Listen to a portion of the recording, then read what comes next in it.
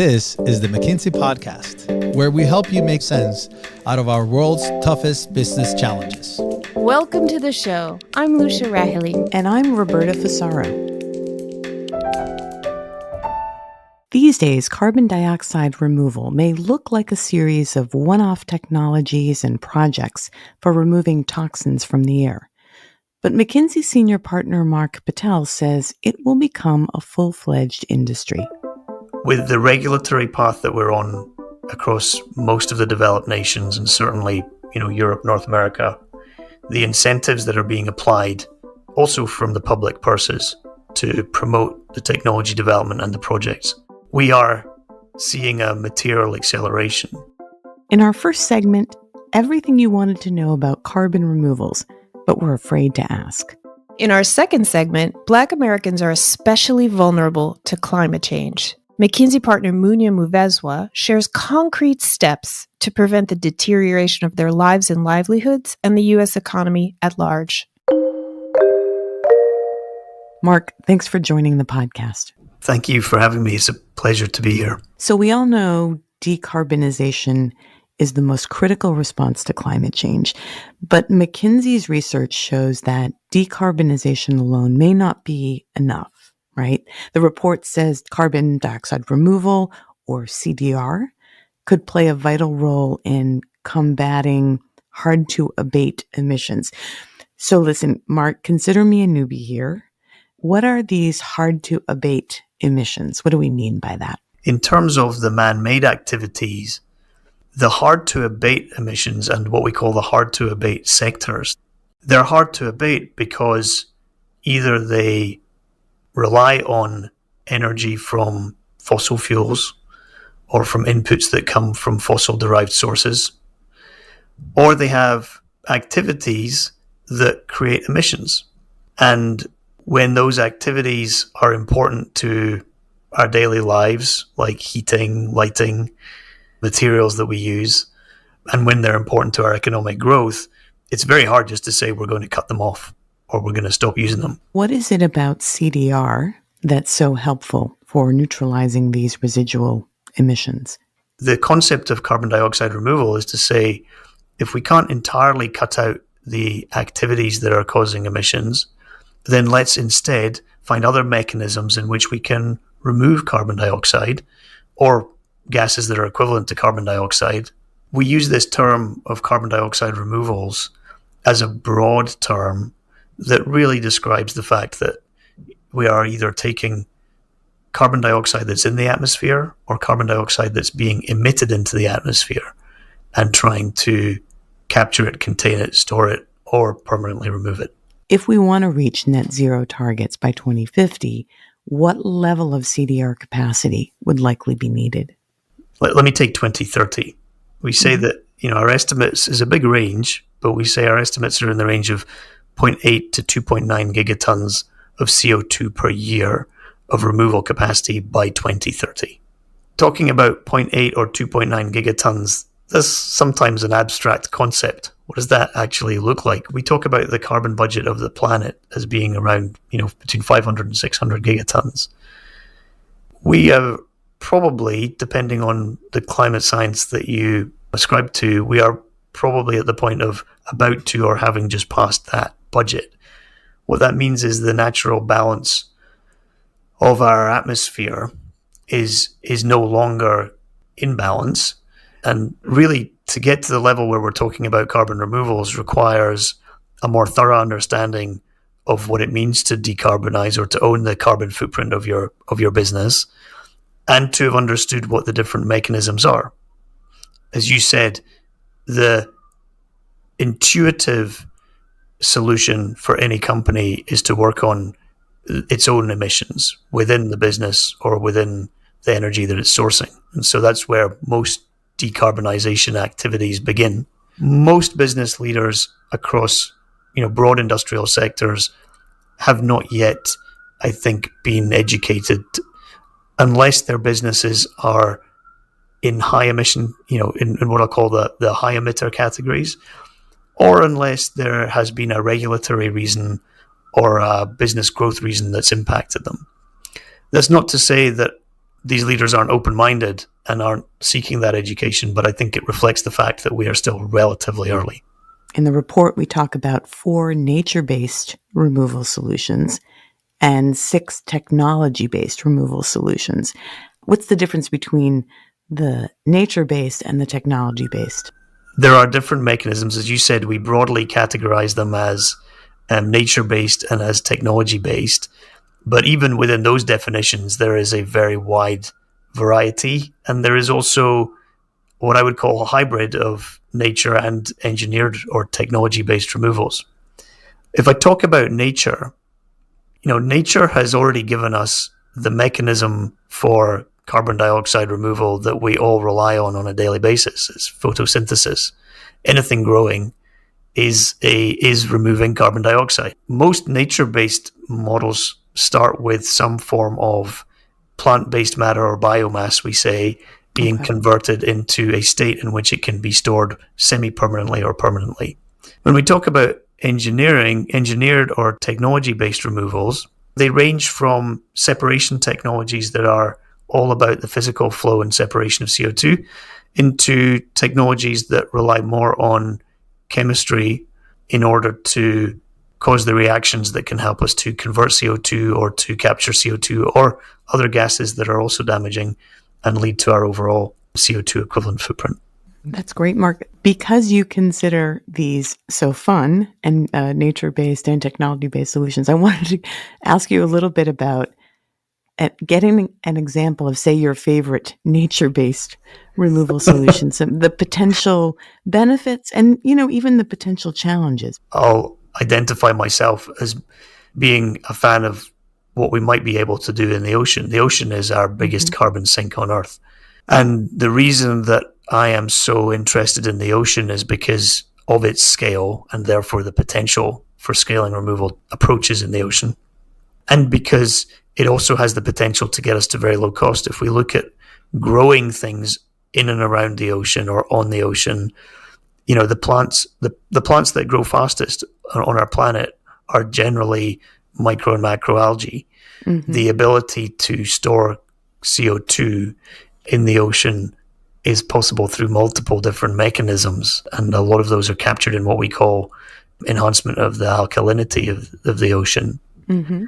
For that reason, I'm particularly interested in what we can be doing both to preserve the ocean as a carbon sink and to expand the activities that will lead to more carbon removals related to ocean activity. Can you do the same, Mark, with a tech-based removal solution? What is your favorite there?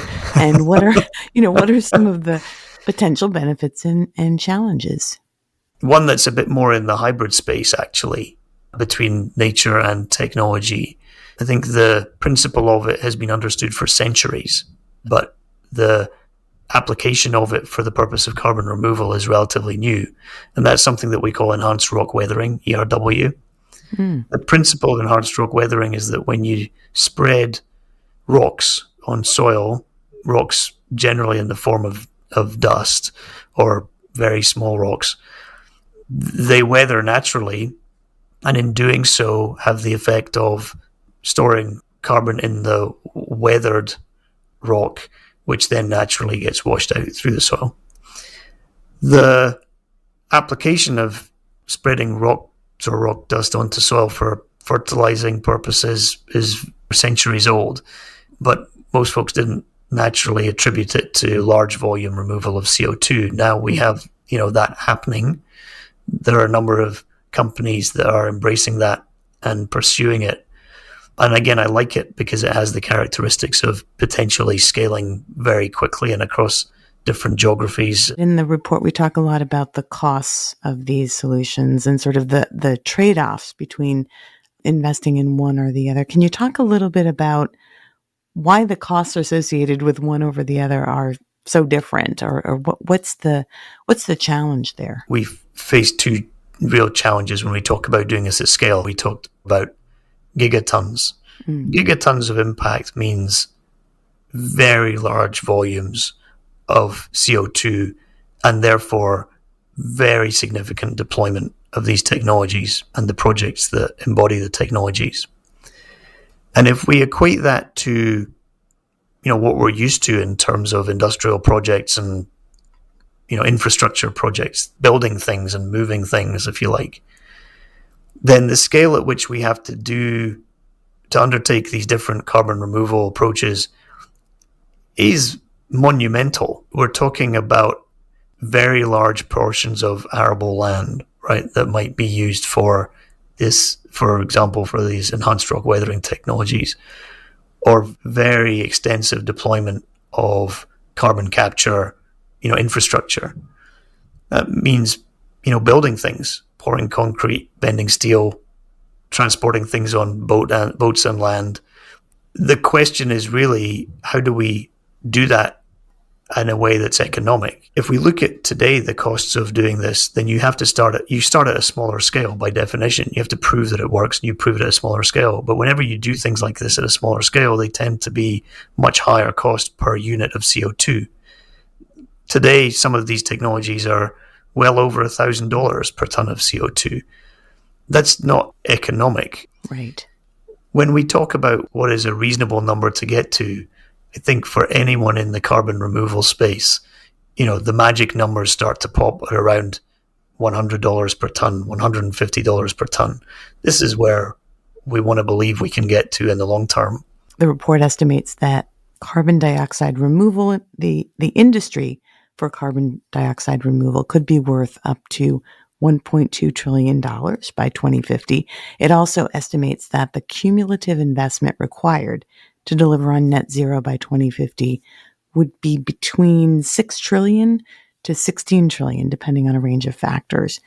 How could investors benefit by making early moves and starting to take action in this space? This will become an industry.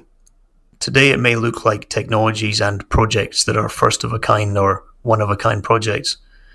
But with the regulatory path that we're on across most of the developed nations, and certainly, Europe, North America, the incentives that are being applied also from the public purses to promote the technology development and the projects, we are seeing a material acceleration. And we should expect to continue to see that.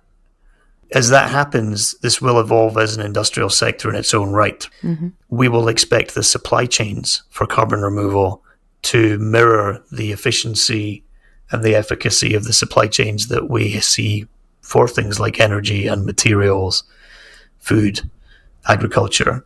You will plan your inventory for carbon removals. You will buy based on a price that is set by market mechanisms at which you decide it's worth buying and storing more of it.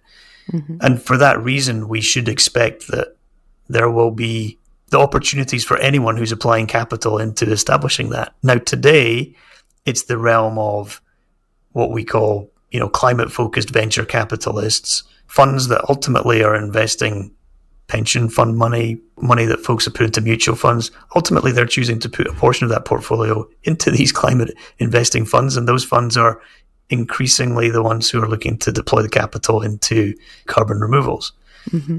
As an individual investor, whether in any one of those funds, what's the opportunity?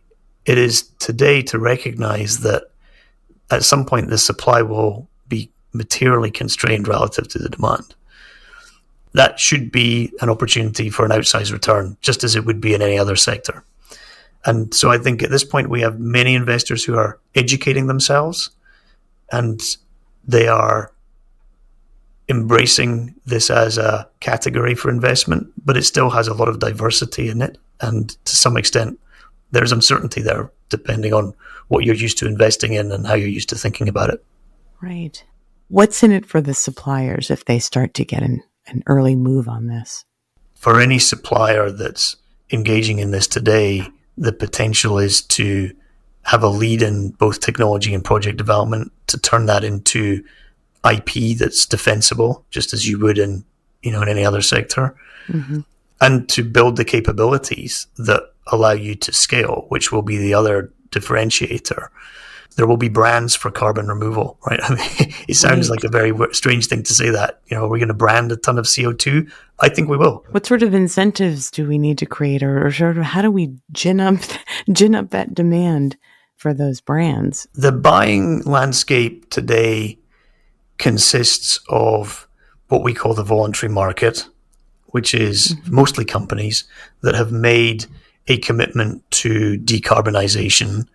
And in doing so, whilst they may also be driving a bunch of activities around reducing their own carbon emissions, they're also now engaging in the procurement of carbon credits and purchasing carbon removal credits.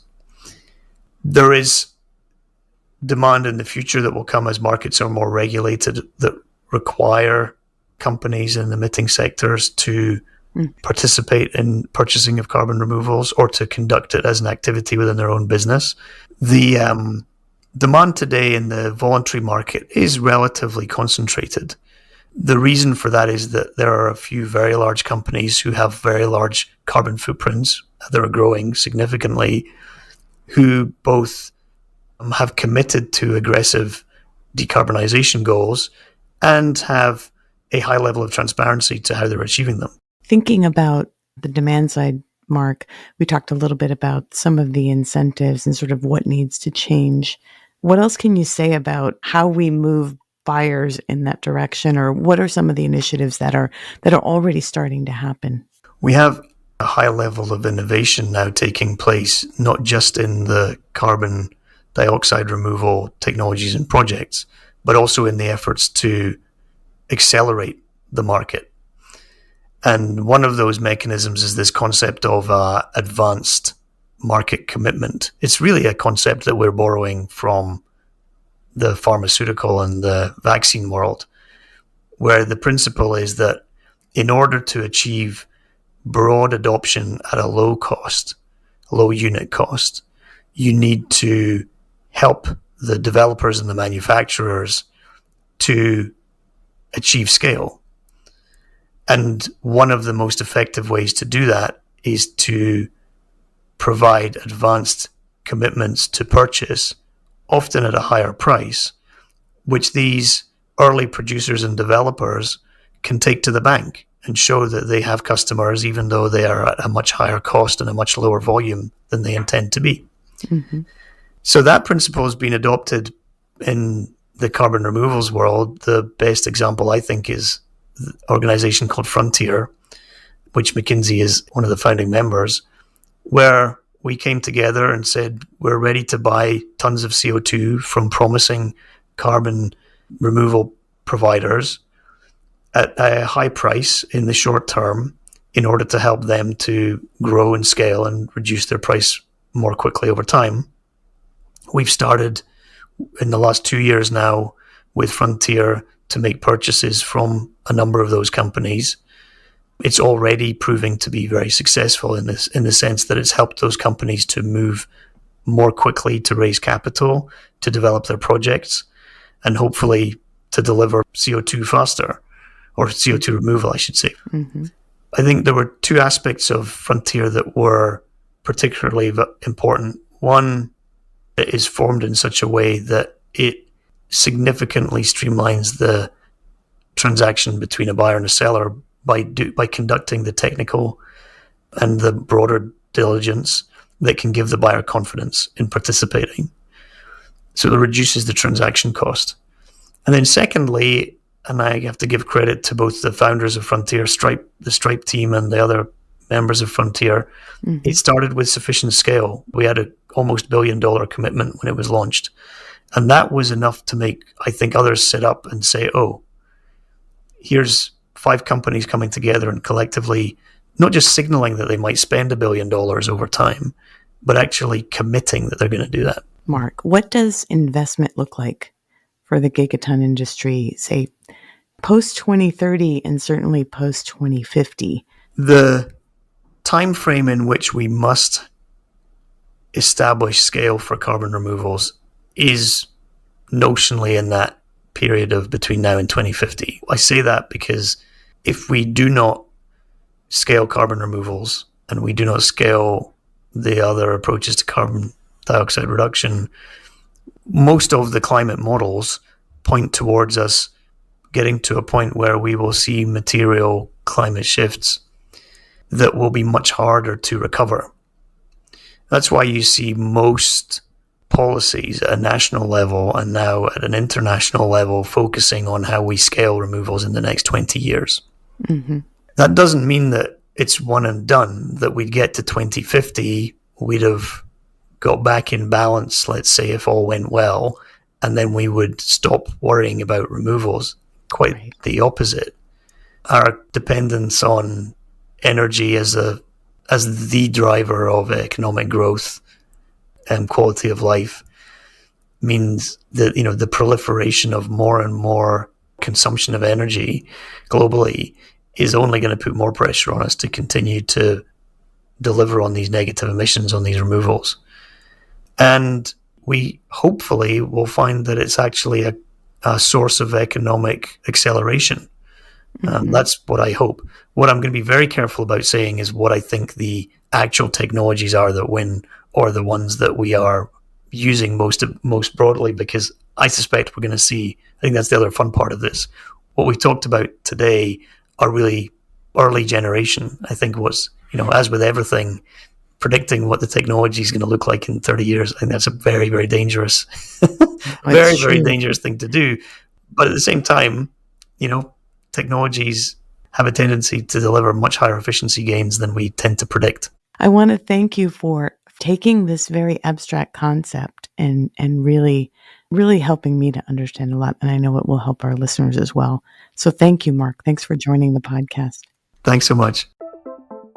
Next up, there's been an increase in the frequency, severity, and intensity of hazardous weather across the United States, and the financial costs are enormous. McKinsey partner Munya Muvezwa is a leader in McKinsey's financial services practice and shares how climate change has a particularly dire impact on Black Americans, as well as the U.S. economy overall. Munya, thanks for joining the podcast today. It's great to be here. Munya, you and the team at McKinsey did some eye-opening research on the effects of climate change on the Black community in the United States. And it's a very rich presentation on our website as well. But let's get to the findings. How are Black people more affected by climate change than other populations? Number one is location. Half of the Black population in the U.S. is in the southeastern part of the country. And when you drill down, they're also disproportionately in census tracts that tend to have a higher likelihood of experiencing severe weather-related events. Number two is what we call climate change impact channels. These impact channels affect areas that are important for Black socioeconomic mobility. For example, severe weather events result in damages to properties, they impact property values, they result in loss of labor productivity, and they cause health-related problems. Number three is the existing socioeconomic disparities. These actually compound the climate change impacts. So, for example, there is already a higher concentration of Black workers in low-wage frontline jobs. Black families save $75 billion less annually than white families. 1 out of 5 Black Americans live in food deserts with limited access to fresh, healthy food options, and so on. All these issues combined result in the impacts being disproportionately higher for Black people. One of the themes that's in the research is this notion of redlining. And I'm curious if you could sort of help define for the audience what redlining is and why its practice is directly linked to the effects of climate change on Black Americans today. Redlining is an historical practice where services such as mortgage loans and insurance were denied to customers that were residing in neighborhoods that were deemed as risky investments. And this was regardless of the credit worthiness or of the individual customers in these areas. And what was also happening was these areas actually tended to have large concentrations of racial and ethnic minorities.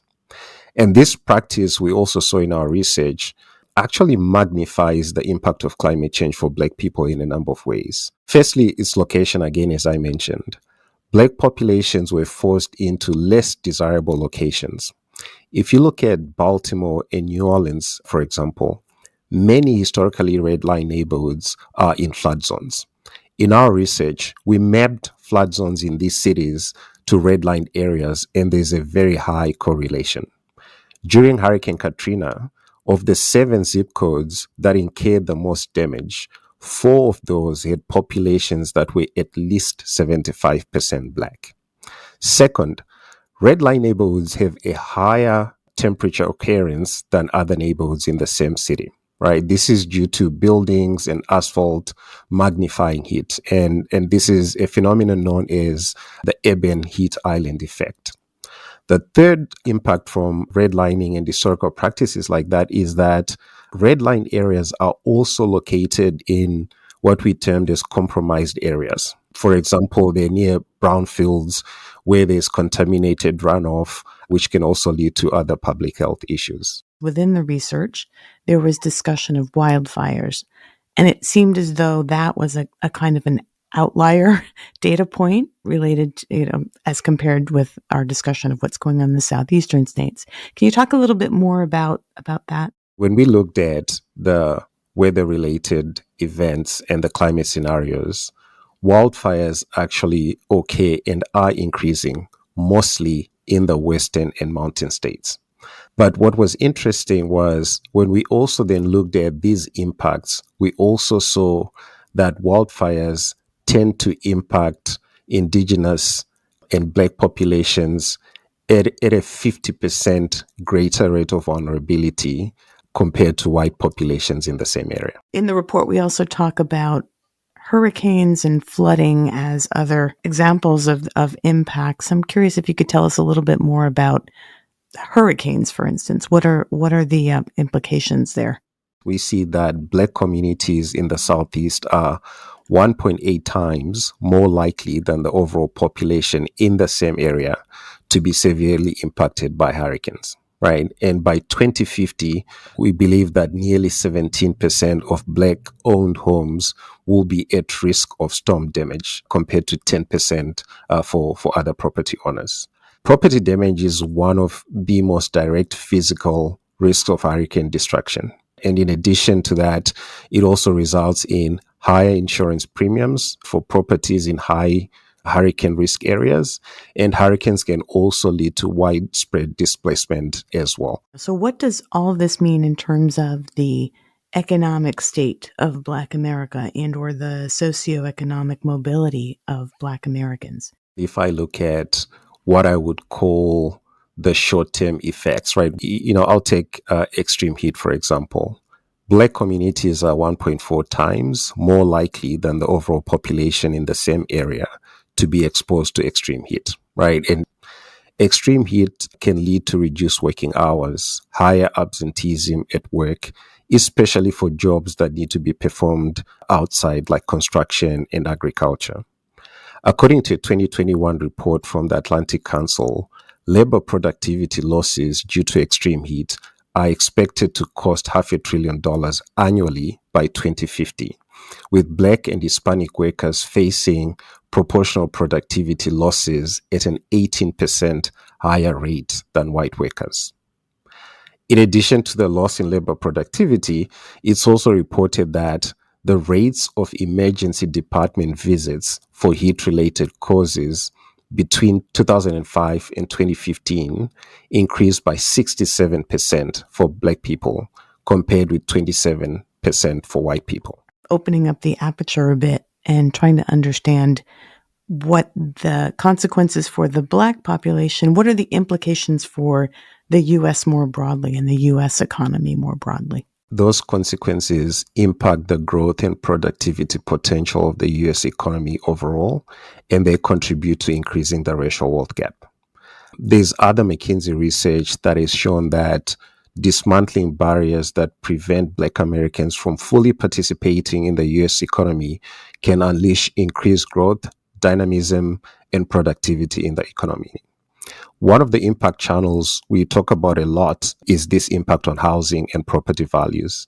For Black families, property is 70% of the financial portfolio.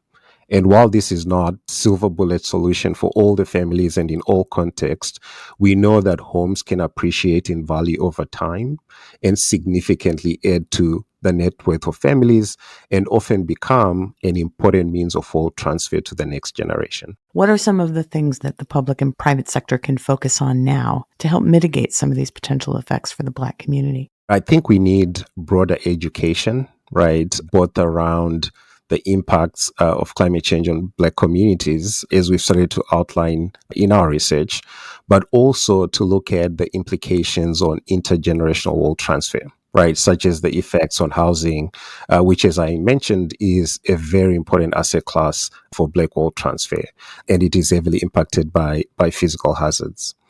Secondly, I think we need more engagement in Black communities, and this could be through engaging community leaders to help amplify the message, but also bring stakeholders to the table. The third example would be around financial inclusion of Black communities. When you look at companies, industries that are store-oriented, right? You look at stores, banks, and factories, they're going to start to think about how they reorient their footprints and their operations to address the climate risks that they face themselves. We should ensure, as this is happening, that we do not go back to a situation where services disappear from Black communities. The last example that we talk about is around providing equitable access to finance and providing opportunities to integrate Black entrepreneurs, be it in innovation hubs that support a transition to a green economy. But I think overall what's going to be most important is to make sure that we have Black entrepreneurship participation, we have Black job participation in a new green economy. Are there examples of good public-private sector partnerships, or are there any good examples of groups or organizations that are starting to get this right, or, for instance, boosting financial inclusion or building broader awareness through broad education?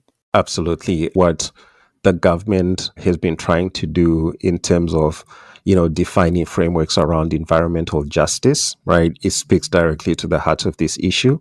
And in a lot of that, there's a lot of, community participation. Secondly, there is legislation already that is trying to increase participation of, Black entrepreneurs, be it in supply chains that relate to the energy transition. Mm-hmm. I think thirdly, when you borrow from things like the CRA laws in the financial services sector, banks have been more thoughtful around thinking through their footprints, right, with regard to CRA.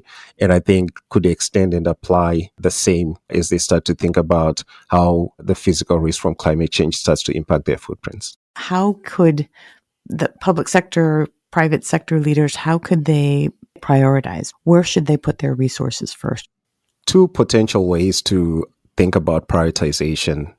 The first one is location, which is really critical. And as I have tried to explain, if you take hurricanes again, for example, the majority of hurricanes impact the Gulf Coast and Atlantic seaboard, right? So you could start focusing there. Secondly, when you start to think about the impact channels, I think something that goes at trying to preserve and protect properties and property values, given that it's such an important part of Black wealth accumulation and transfer, could be another way of thinking about prioritization. Munya, thanks so much for joining us today. Thank you so much.